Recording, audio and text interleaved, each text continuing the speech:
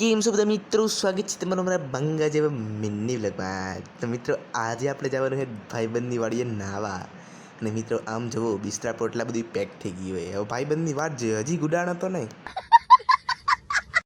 ત્યાં તો મિત્રો આપણે ટ્રેક્ટર પાર્કિંગ કરવા વળગાડ્યો. મેં તો 8મા ગેરમાં ટ્રેક્ટર ઉપાડ્યું હો. લટપટ કરતું પાર્કિંગ કરી દીધું.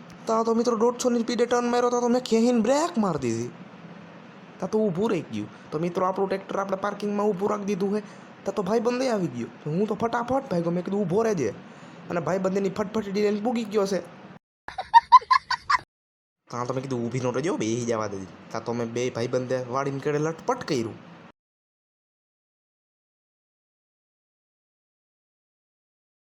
અને ત્યાં તો મિત્રો ભાઈબંધની વાડીએ પૂગી ગયા. ના તો જો ચોખ્ખે ચોખ્ખું પાણી ભરેલ છે આમાં. ભાઈબંધ કે પેલા તું પડી જા, આમાં ડેટકા છે. જોઉં તો ખરી મિત્રો, એવડા ડેટકા મારા માથા જેવડા. તોય મેં હિંમત કરીને મિત્રો ઠેકડો મારી દીધો હે. પેલો ધુબાકો માર્યો, આ બીજો ધુબાકો માર્યો. ભાઈબંધ કેવો મારો વિડીયો બનાય, ઓ ભાઈ એને ધુબાકો માર્યો તો ટાંકો ફાટી ગયો. બીજો માર્યો તો ઊંચો આવી ગયો. એ કે હવે નવીન પ્રકારનો ઠેકડો મારું. મેં કીધું પતરા આવે નહીં હો હેઠા. હવ તો ખરી મિત્રો પાણી ઉડાડે, ધુબાકા ધુબાઈક થયો.